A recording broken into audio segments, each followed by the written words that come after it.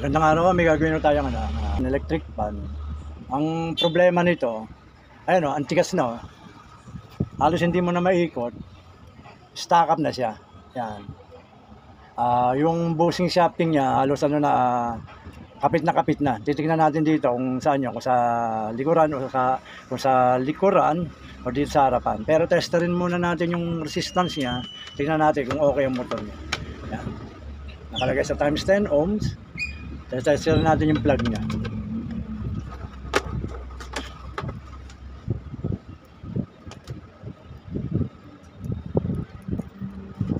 Ano natin yung yung switch niya.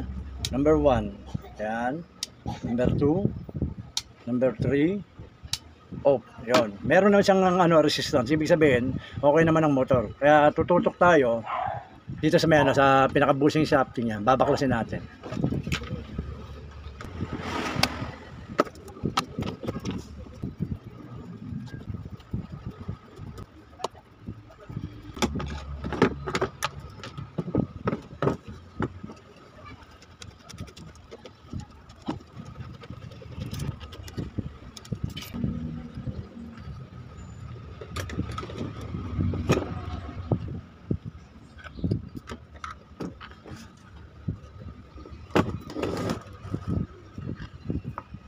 Itong nasa hulihan. Ito ang bistaka pa yan. Ang hirap tanggalin. Ayan, kumapit na yung niya, yung bushing shafting niya. Ayun. Ito yung niya, yung bushing shafting niya. Hindi pa naman malalim. Ito dumumi lang dahil itong bushing niya napitan ng dumi. Bali ang naging problema nito, itong bushing niya dito sa likod. Ito ang papalitan natin, itong babaklasin natin. Dahil sa harapan okay pa, malinis pa.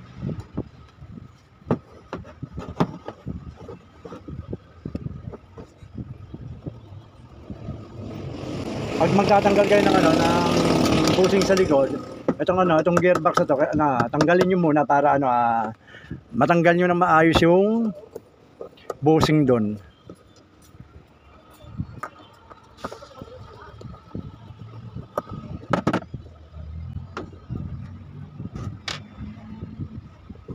Ito, may mga naka-clamp siya. Yan, 4 na yan. Itataas natin yan. Tutungkabin natin to para matanggal natin itong bushing na to, matanggal itong cover.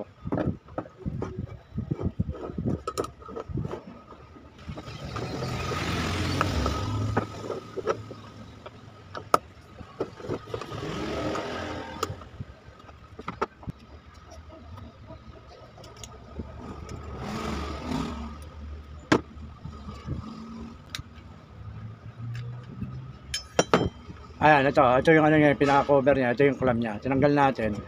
Tapos ito yung bushing niya. Ito. Papalitan na natin 'to. Tapos itong itong puting 'to, yung lagayan ng langis, papalitan na rin natin 'to kasi durug-durug na siya.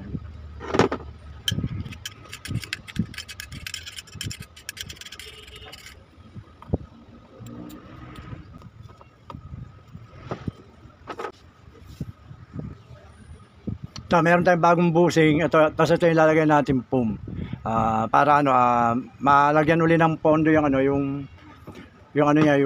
bushing niya rito. Kasi kadalasan kaya nasisira yung may stock up yung electric fan kasi yung pondoan ng langis niya rito natutuyuan na kaya pinapasok na ng alikabok, lumalagkit siya.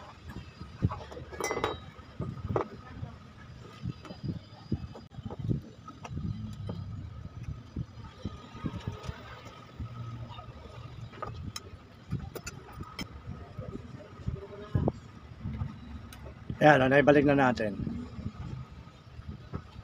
Ito ang gagawin natin dito.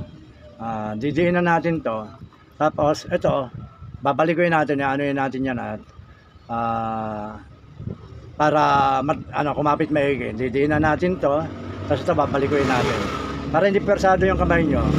Gumamit kayo ng basahan para at least hindi masakit sa kamay. Yan, ganyan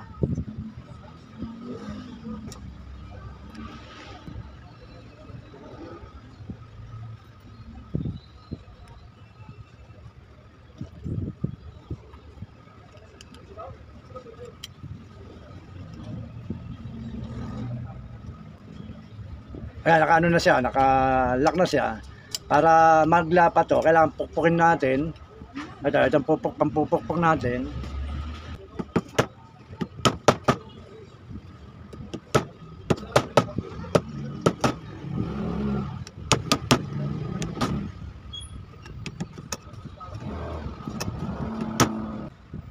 Ayan, lapat na siya.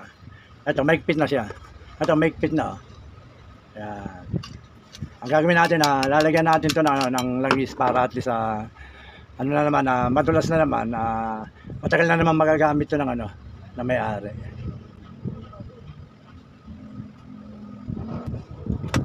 At itong kabila, ganun din ang gagawin natin, lilinisan natin siya. Natin siya ng basahan.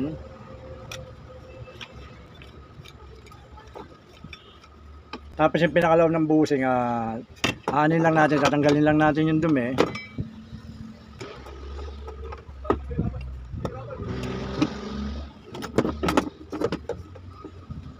Tapos ito, yung pondohan niya rito, yung pinakaloob, ano na rin natin siya ng langis.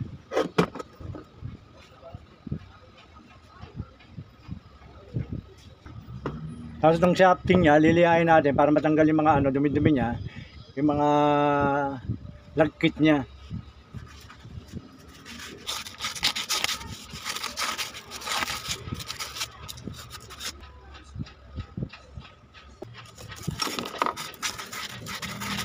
Ay, natanggalan natin yung pinaka-dumi niya, yung mga dating yung nakalagay na alikabok.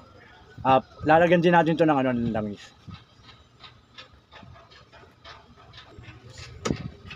Ngayon, ibabalik na natin siya sa dating yung pwesto para at sa gumana na uli.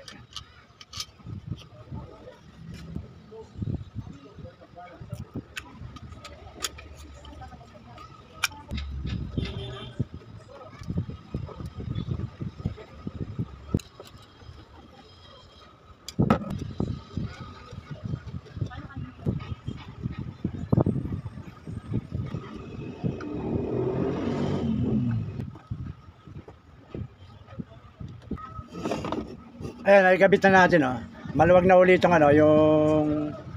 yung busing shafting niya. Pagaganahin na natin siya. Titingnan natin kung iikot na siya.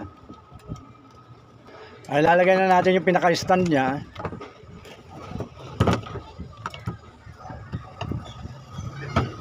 Ayan. Lalagyan natin to ng lalagyan natin ng tape. Titingnan natin kung maganda yung ikot. Yan, nilagyan natin siya ng tape para malaman natin kung maganda yung ikot niya. Ang gagawin natin sasaksak natin. Yan natin, ilagay natin sa number 1. Number 2. Number 3. Hindi mo na kayang pigilin ng kamay. Off. Ayan, may nagawa na naman tayo sa appliances. Ang problema niya, yung busing niya nag-stack up. Nang palitan natin, nilinis natin, nilangsan natin, nag-normal na uli. Pwede na uling gamitin ng may-ari. Sige po. Basta watch lang po kayo, share and subscribe po sa mga ginagawa ko. At maraming pasalamat sa panonood. Sige po. Maraming salamat.